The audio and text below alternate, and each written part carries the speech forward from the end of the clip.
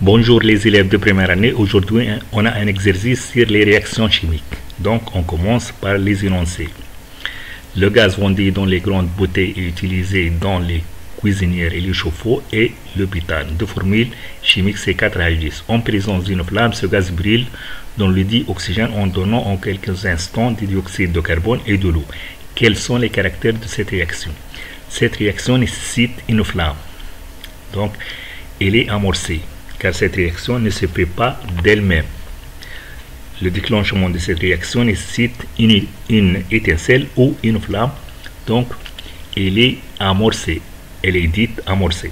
Aussi, elle est exothermique, car il y a dégagement de chaleur, de l'énergie thermique. Aussi, elle est rapide, car elle se fait dans quelques instants. Quel est le nom de cette réaction? Cette réaction est appelée la combustion. C'est la combustion du butane. Voilà. Troisième question. Écrire l'équation de cette réaction. Donc si on a butane C4H10 plus le dioxygène nous donne CO2, dioxyde de carbone plus H2O. Donc on a ici 4 atomes de carbone.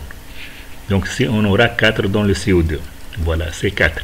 Il y a 10 hydrogènes. Donc ici on a 2 H2. Donc on va multiplier par 5. 5 fois 2, c'est 10. Maintenant, on calcule le nombre d'atomes d'oxygène. 4 fois 2, 8. Et 5 fois 1, 5. 8 plus 5 nous donne 13. Donc, on doit multiplier un nombre ici par 2 pour avoir 13, c'est 6,5. 6,5, c'est 13. 13 atomes d'oxygène. Et ici, 4 fois 2, 8 plus 5, c'est 13. Donc, l'équation est équilibrée. Pour éviter la virgule, ici, on peut multiplier le tout par 2. Donc, on aura 2 C4H10, comme ça, plus 13. 6,5 fois 2 nous donne 13, au 2. 4 fois 2, 8, et 5 fois 2, 10. Donc, on peut utiliser cette équation. Quatrième question.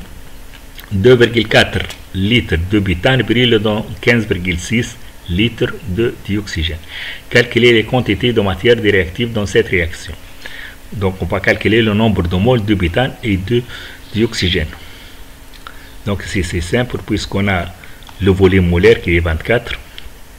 Le nombre de moles de butane NB égale à V sur Vm. Le volume 2,4 ici sur le volume molaire qui est 24. On trouve 0,1 mol pour le butane. Même chose pour le dioxygène.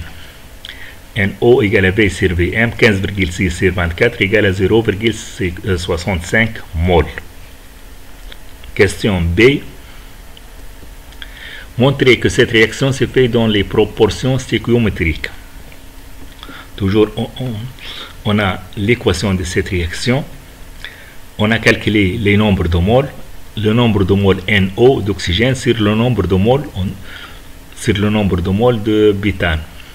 Donc NO sur NB, on a trouvé 0,65 pour l'oxygène et 0,1 pour le butane. Et qui est égal à 6,5 sur 1. 6,5 sur 1, c'est le rapport des coefficients stéchiométriques. D'après l'équation, on a ici 6,5 et ici on a 1.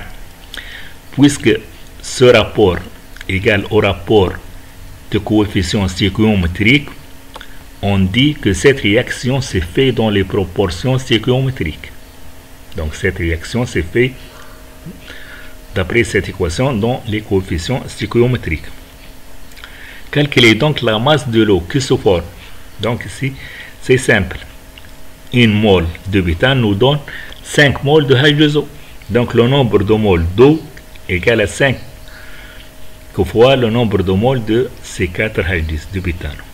Voilà, égale à 0,5 mol. Le nombre de moles d'eau égale à 0,5. Car on a multiplié 0,1 par 5. La masse égale la masse de l'eau égale la masse molaire fois le nombre de moles de l'eau égale à 16 plus 2, c'est 18 pour la masse molaire de l'eau fois le nombre de moles qui est 0,5 égale à 9 grammes. Question D. Calculer le volume de dioxyde de carbone qui se dégage. Donc c'est simple. On a d'après toujours l'équation, on a le nombre de moles de CO2 égale à 4 le nombre de moles de bétane, égale à 4 fois le nombre de moles de bétane. Donc ici, c'est 0,4. Le nombre de moles de CO2 égale à N égale à 4 fois NB égale à 4 fois 0,1 égale à 0,4. Donc si on voit, pour calculer le volume du dioxyde de carbone, on va multiplier le nombre de moles fois le volume molaire. Donc V égale à N fois Vm égale à 0,4 fois 24 égale à 9,6 litres de CO2. Merci de votre attention et au revoir.